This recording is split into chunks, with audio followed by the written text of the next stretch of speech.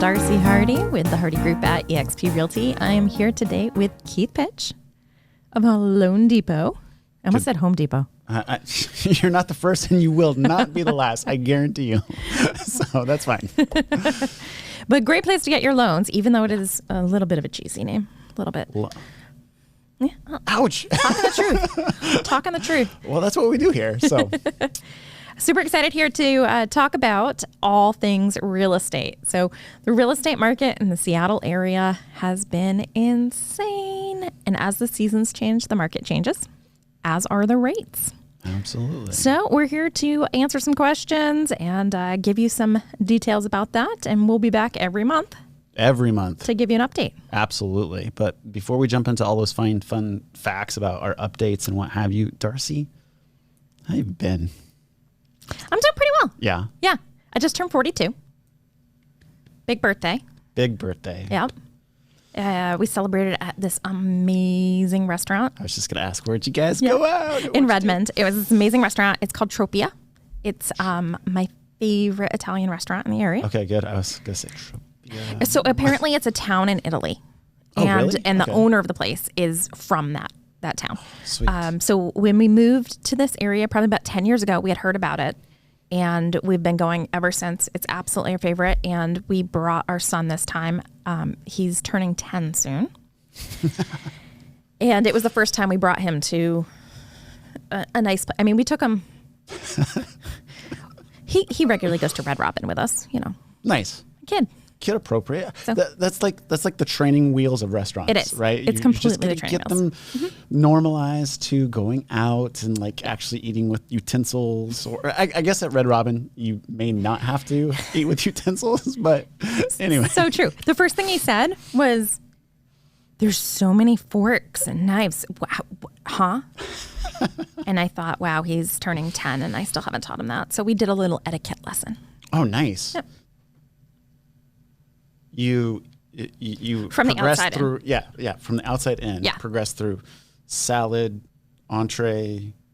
Just go dessert? From the outside in. Okay. That's all you need to know. Gotcha. So when and they then change the top plate, is the, you change utensils. Yeah. Awesome. And the top, butter knife. We'll go into more into that another day. Awesome. But anyways, that was my weekend. Super excited. Had a great weekend. 42. 42 years young. Yeah. There you go. 8 years of real estate, 42 years of life. Ready for 42 more. Giddy up. Yep. Here we go. So, we're bringing this new vlog live podcast to life. It's our first episode. We're super excited about bringing some reality. We're just going to bring down hi, my name is Keith Pitsch with loanDepot. My MLO number is blah, blah, blah. For the record, it's 1012367. But we're just going to bring an element of reality to real estate and just give you guys our expert knowledge that we've attained over the last communally. We're 20, almost 30 years into it, because this is my 22nd year in mortgage and finance and all that crazy cool stuff that comes with mortgage and finance, and 8 years as a real estate agent. It's been fun. Let me tell you, it's been super fun. And we got lots to share with folks, because as much as people think that they're prepared with the internet and what's out there on the internet, there's a lot of misinformation. There's a lot of craziness that people don't understand, that until you jump into that puddle, you don't know how deep it is, right? It's so true. So many first-time home buyers, or even if you've been in a house for a while, so many of them are like, oh my God, shopping is going to be so much fun. And it is. It's fun to shop for houses until you start doing all the contract stuff. Now, that's where I specialize. I love contracts. I'm weird like that. But when you start getting into that, you realize the stress behind it. And unfortunately, we've been in a seller's market, as you know. So we've had offer after offer after offer after offer. Actually, I'm excited. We got one accepted last night. It was the second time he wrote an offer. So bam. Yeah, we're going into the 4th year of a seller's market. Easily. So buckle up, all you buyers out there, and definitely tune in, ask your questions.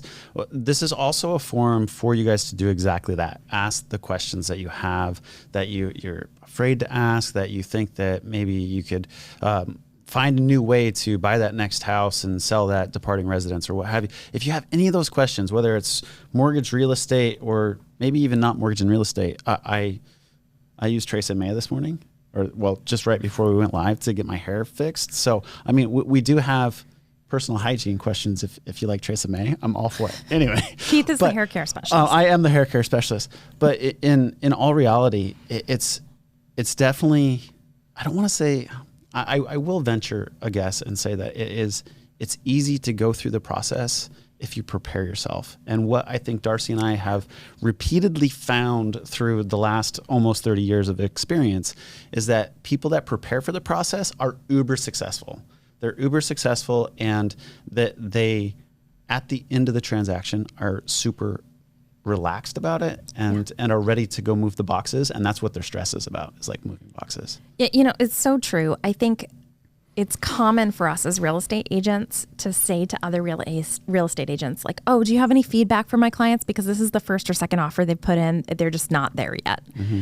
And what that really means is they're not in the place that they're willing to do what it's going to take to get the offer accepted. Yeah. I mean, that's what it comes down to.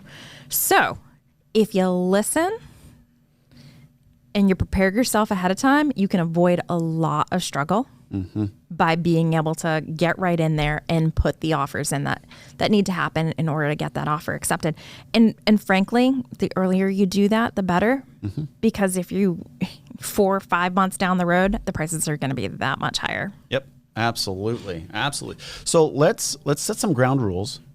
We could set the proverbial table since we started there. Perfect. We could set the table of what we're doing here with Realty Experts and what this show will look like. So every month we're going to come to you guys right here live on the podcast. You guys can find it and download it and listen to it later and all that good stuff. But we're going to talk about interest rates.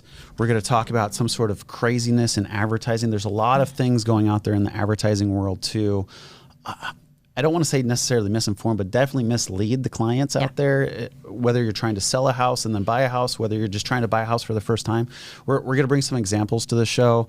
And then we're also going to talk about the real estate market, because the real estate market is ever changing, and how to position yourself at that point in time in the real estate market to find success. So true. Super important. And then finally, we're gonna put on our safety goggles and we're gonna do a little myth busting. So awesome. That's what we're gonna do every month. So I want you guys to tune in, share this with everybody that you know that is looking in real estate, whether it's right now, whether it's in 6 months, or whether it's in the next 2 years. Planning equals success. So true. So let's jump right into it. Rate the rates. Rate the rates. This is where we're going to talk really quick about the rate environment and what's going on, because there's a lot of things going on in the rate environment today. I've seen on Bankrate and Zillow rates and the Freddie Mac monthly or weekly rate review that they do. They do a weekly rate survey to all, like, coast to coast lenders and saying, hey, where are rates trending? Rates are now trending steadily above 3%, right?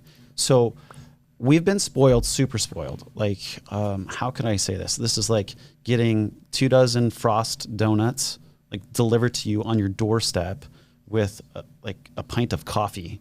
That kind of spoiled. Ooh. So we've been really, I love Frost donuts anyway. Shameless shout out to Frost donuts. Get the maple bar with the bacon on it. But rates have gone up. And what does that mean? It means a lot of different things. For homeowners, it means that maybe you don't get such a huge reduction in your monthly payment when you go to refinance. For those folks that are looking to get into the market and buy their first house or buy the next house up or buy a second home, the cost of money just went up just a little bit. Not substantially, but it went up a little bit. So we're over 3. To some, this might actually be a psychological ceiling. Like, oh my gosh, I've got to spend 3.125 on my mortgage rate. Yeah, I think that's a really good point. Let's put this into perspective. Yeah. Okay. Now, we just mentioned that I'm 42. Back when I was 9 years old, I remember my dad buying a house, and his interest rate was 19%. Yes. He was thrilled to get a 19% rate. Yeah. A few years before that, I remember my mom and my stepfather getting a house at 12%. And again, that was amazing. They were happy, I'm sure. I'm sure they were super happy. So when we're talking 3%, yes, it's not what it was for the last few years. But you got to remember some of what we've seen for the last few years has also been rather misleading because of marketing. And we'll hit that in a few minutes here. But 3% is still darn good. Yeah. So just to kind of put a pin and rate the rates have gone up. They haven't gone up substantially. It's still a great time to buy, refinance, leverage, and buy your next house for those investor types out there. Cost of funds, folks, is just dirty cheap. So make it happen. If you have any questions on the rates, where they're going, one thing that you would want to definitely keep in mind over the rest of this month is what the Fed's going to do as far as tapering their purchasing of the mortgage-backed securities and other municipal bonds. So that's really what you want to keep a pulse on going forward. Or if you don't want to follow that, just follow his website and hit me up. Yeah, give him a call. At KP Moneyman, Instagram. That's true, right KP there. Moneyman. So there you go. We wanted to talk, switching gears a little bit, about advertising. And advertising is very interesting, both the real estate market, just the world in general, and the mortgage market, and the world in general. Yeah. There's everything is advertising. It's funny when you think about any message, it's all advertising, you guys. It's all advertising. Full transparency, this is advertising. This is a form of advertising, right? Right. Everything is. So advertising is very interesting in the market, and I think from a mortgage perspective, what you guys want to really look at is there's a lot of flashy things that happen when you go out there and apply for mortgage rates, just shop for mortgages in general. And one thing that I like to keep in mind is what you see may or may not be too good to be true, right? There was a recent ad, and I didn't get it put together. I will follow up and put it in this chat here down on Facebook. But, I saw an advertisement for very, very low interest rate on a 15-year mortgage. And whenever a mortgage company goes out there and advertises an interest rate, they have to put in all the terms of the loan. So I looked down at the terms of the loan, and the terms of the loan said you had to have over a 740 credit score. You have to have, I'm still training myself to look at the right camera. So I was looking here. I should be over here. This is the raw talent here that we have on the show. But anyway, the long story short of it, I looked into the information, and to get that really, really low interest rate, they wanted you to buy down the interest for 4.113%. Okay, let's bring that down to the average person. What does 4.11% buy down mean? 4% of the loan amount had to be cash at the closing table. That's a lot. That's a ton of cash. That's a ridiculous amount of cash. Yeah. So my team's average loan amount that we've done so far this year is $470,000, give and take, right? So if I'm asking you to refinance your house and bring in 4% of that, just doing some quick math, that's almost $20,000 in closing costs in a discount point. Or points, I should say. So it's very interesting. There's a lot of clickbait, I call it, and it is very much clickbait, that you need to read the fine print, what they're trying to really sell you, so you understand what that offer really is. So we'll continue to bring more examples like that to the market, so you guys can educate yourself on what you're seeing, because there's a lot of things that are just too good to be true, or just not financially prudent, but they can legally disclose it that way. So true. On the real estate side, we have the same type of thing. Mm-hmm. Okay. So on the real estate side, you're seeing these iBuyers jump in and say, hey, we'll offer you this much. And they'll even send you a contract. Yep. We'll offer you this much for your house. And you're like, whoa, I don't have to do anything, and you're going to offer me that much? That's amazing. If you read the fine print. Page 2. Yes, right? A lot of times they're requiring the seller to do this amazing amount of updates, and then they use their own people to do those updates, and the seller has to pay for those at closing. So not only are you paying more out of closing than you thought you were going to, but then you're paying a premium because it's the iBuyers people that are doing the work. I heard of a contract this morning that was as high as a 21% fee to the company. Now, we can't discuss what our normal rates are and all that kind of stuff. That's wow. Yeah, we can't say that. 21% is insane. That's absolutely insane. No. Wow. So make sure if you are looking at iBuyers, you really, really, really need to look at the fine print on those. Yeah. There's a lot of interesting things coming to the market. And what I'll say about that is with the iBuyers moving into the space and what have you, I think it's very indicative of companies. They see the strength in the real estate market. So they're willing to go out there and take ownership of these houses and then turn around and sell them on the next transaction because they know the strength of the market. So addressing a lot of rising concerns about bubbles in the real estate market, with all this private capital coming into it, I don't think there's much risk or worry to be concerned about. We are going to jump in deep into that throughout this whole series because I've got some really great data, strong data that is very, very powerful when you look at the numbers and say, hey, what's going on in the great United States of America as far as the housing and there's a housing shortage. That's all I'll say right now today, but we'll jump into those numbers because those numbers are powerful. So that's a tease. Yeah. That's a good tease right there. Next month. Anyway, so what we got next? Here we go. My favorite. I came up with this, so if you guys don't like the name of this segment, you just let me know and we'll change it. This is the Real Estate Winter Storm Watch. What do you think of that? So we're getting into the winter months. We are. And this morning, 38 degrees at SeaTech this morning. I'm not cool with that. Yeah, Coeur d'Alene was 27. So that was even colder. But yeah, so we have the winter storm watch. Real estate is local. You know, I think everybody's heard that. But real estate is also seasonal, folks. And so what better conversation to have today, October 12th. Very good. I remembered my dates. Today, October 12th, we're a couple weeks into fall officially. You know, so we're changing seasons. We're getting into the fall season and the winter season of selling. Yeah. And Darcy, there is a preconceived notion that I can get my best deal on a house in the winter months.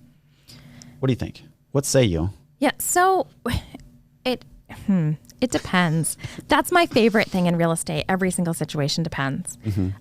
So yeah, a lot of people do say that, and sometimes it can be true. And if you just decided to start looking for a house at this time of year, then yes, now is going to be the best time. But if you thought about buying a house back in March and decided to wait until now, you screwed yourself. Yeah. I mean, that's what it came down to.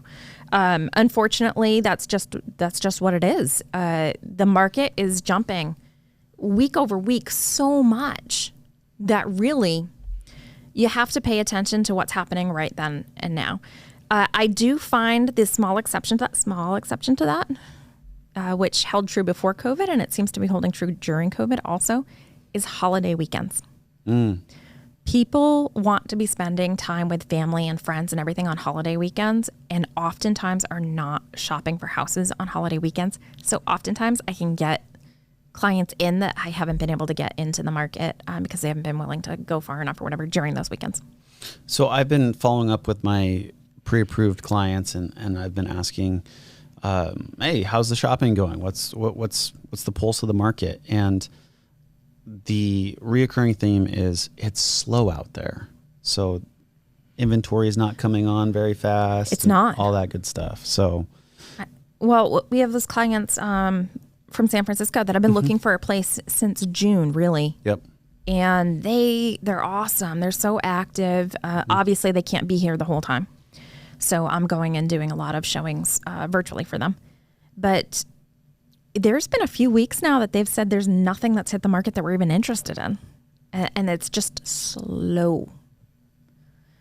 Now, of course, when something does hit the market that they're interested in, everybody else is probably interested in it too. Jump on it. Right. So you got to be very aggressive right now. And that doesn't just mean crazy multiple offers. Right now, unfortunately, that means a lot of getting in there early and putting in a ridiculous offer early before anybody else does. So we're still in the ridiculous offer stage, right? Yep, we are. You know, I've heard and I've seen it a little bit around the markets, both here in Seattle, Spokane, Coeur d'Alene, and what have you, that we got this wave of listings that came on in September. They're kind of just sitting there, right? They're 30, 40 days, some of them. Something that I haven't seen since a few years back. But anything new that's coming on is disappearing. So what's going on with that? So Yes. why are things hanging out since September? But if I put one on today, it just goes. It depends. It depends. So the situation really makes a difference. So there's several reasons. When a house sits on the market, what it comes down to is when a house sits on the market, there's a reason for it. And it's always money. Ooh. It's absolutely always money, because if it's priced right, it will sell. 100%. So whether... Thank you. Oh, yeah. That's our Can Studio audience. If it is a fixer that's priced too high, well, price it lower, it'll go. Yeah. And this is not to say that you should be underpricing houses, because some agents do that, and that's not right either. But there is a sweet spot in there. There is a price that you need to price it at in order to get the right people coming to look at the house. And once those people come in and look at the house, then you're able to get the multiple offers. So, you know, I would suspect that no matter what, those places that are sitting on the market were just priced too high. And you can't catch up to it. A lot of people look at real estate in the way that you negotiate with a car or something along those lines. They think, oh, well, let's start here. And if nobody goes for it, we'll just drop the price. And eventually putting it on sale doesn't really work.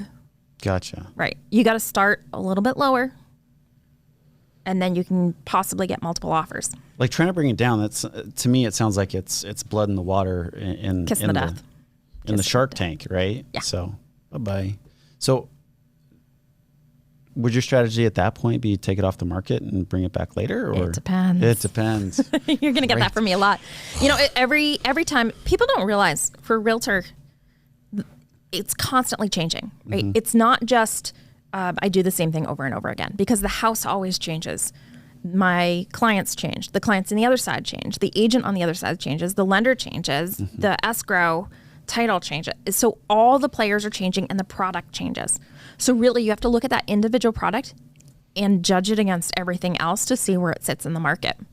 So there are times when taking it off for a while, fixing up a few things, making a few adjustments will make a big difference. But if you haven't marketed it appropriately, if you haven't, taken the easy steps to kind of get there first, then that might not be the way to go. So gotcha. So it depends. It depends, everybody. It may be prudent. It may not be prudent. But one thing that I will go back to and just echo that if now's the time that you're ready to buy a house, it's still a great market. It is. Make it happen. It's time in the market. It's about owning real estate. I've owned real estate since 2005 when my wife and I bought our first house in Bellevue, and I've always been a homeowner since. And the blip that we went through in 2007 and then down, and then we bounced back up, we've exponentially bounced back up from that low, and it will continue to I'm not going to go out there and say it's going to continue to drop 15, 20% appreciation year over year, because that is just, anybody knows that, or go increase. Up. Increase, sorry. It's not going to continue to increase. It's not going to drop, though, in my opinion. I think we're going to slow down and get back to a normal market where we see appreciation in the market somewhere between, 1 to 4%. Yeah. Then, fingers crossed, as Keith was just saying, there was that blip. 2011 was actually the low. Yeah, and we were discussing right before the show. I was looking at the Case-Shiller Index, which you don't need to know anything about that. But I was looking at this index for Seattle. It's info for geeks. It is info for geeks. Sorry. So I was looking at the index right before the show, and it was showing from the low in 2011 to where we are right now, the Seattle market has gone up 263%. And we both think One that's more time, very accurate. 263%. Yep, 263% since then. So clearly, we've been flying high. In fact, I saw some stats on Woodinville the other day has gone up approximately 38% year over year. recently. And as somebody who bought in Woodinville last year, yeah, we're getting close to doubling what we bought our place for, which is insane. We're not going to stay at that. No. I'm not saying the values are going to drop, but the appreciation is not going to keep on going at that level. Yeah. It just can't. And so it doesn't mean that real estate's a bad investment. If you're appreciating 3% on a $700,000, $800,000 house every year just to kick it there, sure beats rent any day. Any day. So true. So right on. So true. So that is our real estate winter storm watch. Dun, dun, dun. We'll bring you more next month. So if you guys have any questions about the real estate market that you want addressed next month, let us know. Drop us a little question. Hey, what about this? What about that? What about the condo market? Condo market. Ooh. Completely different market. Anyway, we're going to jump into what I think will be my favorite segment of the show. It's the Mythbuster segment. So yes, you have to do this, Darcy. Here you go. All right. Okay. Give us 1 second. Headset and these? Oh, I never thought of that. Here, hold on 1 second. Pull those down. It's a two-step process. Okay. Perfect. There we go. Okay, guys. Here we go. We're looking good. Yep. Looking good. You got it? I feel like I'm going skiing. Yeah, you could, just without the scarf and the mittens on. So, Mythbuster segment. I feel safe. Of the show, because you guys cannot bust myths without having the proper safety. No. We know that. We know that from the actual Mythbusters. So hopefully this myth we can really debunk here, and you guys can share this out so people can tune in, understand that we're serious about safety. Do not, we are serious about safety. You do not need 20% down to buy a house. What? Boom. That's right. Busted. I know where it came from, but it amazes me that myth has stuck around for so long. Not only do you not need 20% down, there's many times you shouldn't put 20% down. Shouldn't. Okay, so let's talk about where this came from. It came from a long time ago. Once upon a time in the 70s and before, in the midst of time, 20% was required, right? The bank said, hey, if you're coming to us and you want to buy a house and you want to collateralize it, you have to have 20% equity position in a house. And then we'll give you the other 80% and off you went. And then as houses continue to appreciate in value and what have you, and FHA said, hey, there's a whole underserved market that doesn't have the capacity to ever save up 20%, but they've got great credit. They've got great job stability. They could pay a mortgage if we give them a higher leverage option. So let's start doing that. So then all of a sudden we start seeing these less down payment options come to market. Fast forward to today, we have options for folks to have very small down payments. And here in the great state of Washington and Idaho, there are down payment assistance programs that will allow you, and I'm going to blow people's mind, to actually buy a house with zero down outside of outside VA, which is the Veterans Affairs mortgage product, which allows a veteran, both active military and honorably discharged military, to buy a house with zero down. The other option that you have are these down payment assistance programs offered through the state. The Washington State Housing and Finance Commission is a great resource for those of you that have the income, they have the great credit, and they want to buy a house, but they just don't have that hurdle that they need to jump over, which is the down payment. So, yeah, and that is easier to use in some areas of our state than other areas of our state. Because, if you're looking big money downtown Bellevue, you're going to be competing against people that have, 20% or more down. And that's hard to compete against. That being said, you don't necessarily need 20% down. Now, if you're not putting 20% down, then the bank's going to say, whoa, you're not putting 20% down. What does that mean? That means they are usually going to insist that you have mortgage insurance. It depends. It depends. It does. It depends. Yeah, thank you for throwing that right back at me. I wanted to throw that out. I appreciate there. that. I set you up for that one. So typically we do see programs that do require mortgage insurance, and I totally blew it because I'm remembering in this moment I was going to wear my other shirt my I Love Mortgage Insurance shirt, which I'll sport next month. But mortgage insurance is your friend, folks. Mortgage insurance has, it's taken a bad rap, kind of like Britney Spears. And she's coming around. She's coming around, and she's free again. But mortgage insurance is in that same bucket, right? Let mortgage insurance free, because mortgage insurance is helping middle America, low-income America get out of the rental rat race and into a house for very affordable insurance premiums. And there's a stigma out there that if you buy a house and you don't have 20% down, the mortgage insurance is just throwing away money. And I have to tell you, if we look at the appreciation in the last decade, since 2011 in the trough, and we think about mortgage insurance and going out there and paying that mortgage insurance premium, the question is, was that cost of funds worth the upside in appreciation and equity gain that you got by A, paying down your mortgage principal balance, and then B, what you've been able to benefit as far as the appreciation gain here in the Seattle market, and coast to coast, the appreciation has been very healthy. So I am a huge proponent for folks that are just actively wanting to get out of that rental rat race. You're sitting in your bed at night and you can hear your neighbor upstairs just like having a dance party or something and keeping you up at night or what have you, and you want to go buy your own house. Don't let that hurdle of a 20% down payment stop you, because you just got to say, Mom, Dad, I love you. You don't need 20% down anymore. I guarantee I ask people, where'd you get the understanding that you need a 20% down? They're like, well, my dad or my mom or grandpa told me that I needed 20% down. Grandpa didn't have internet, you guys. Just going to let that sink in for a second. Grandpa didn't have internet. Yeah, I think that will just go right under the Mythbusters too.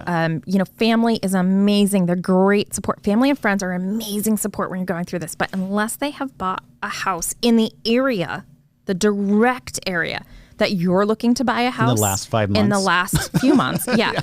Unless they have done that directly, you might want to temper the advice that you take from them because they are not living it. And your realtor is living it. So it's just another safety myth bust. Yep.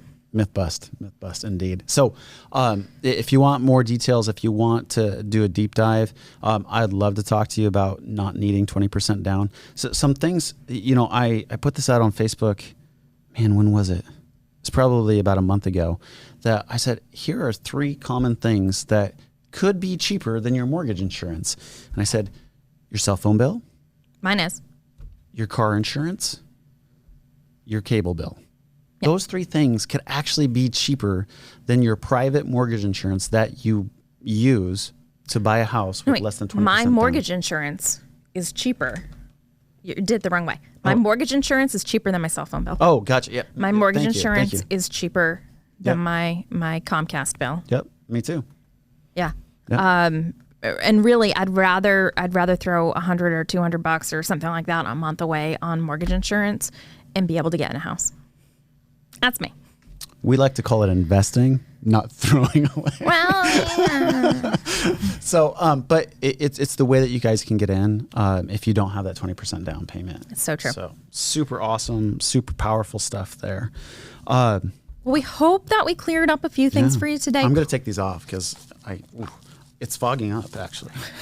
So I'm going to have the nice rings. Oh, you already do have I have them. the rings? Yeah. Oh yeah. Yeah.